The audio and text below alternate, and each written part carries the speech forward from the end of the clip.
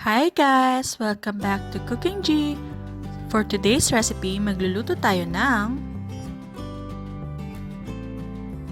cheesy creamy beef.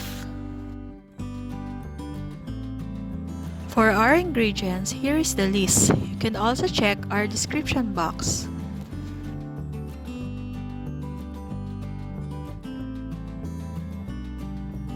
Umpisahan na natin ang pagluluto.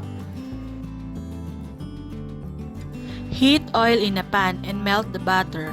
By putting oil, you will prevent the butter to burn easily.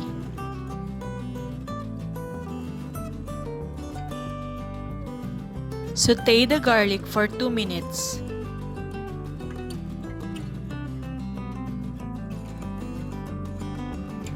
Add the beef and saute it until color turns light brown.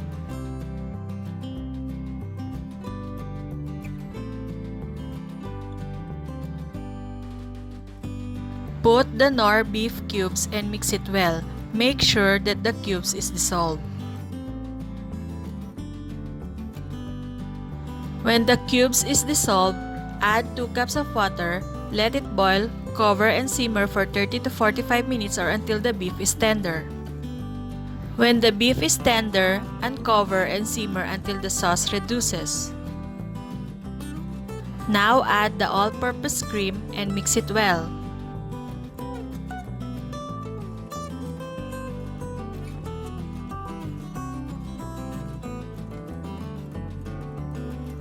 Then add the cayenne pepper, then mix it.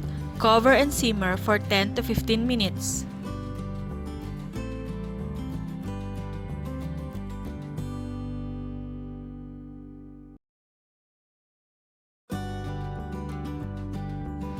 Top it with cheese and sprinkle some parsley for the final touch.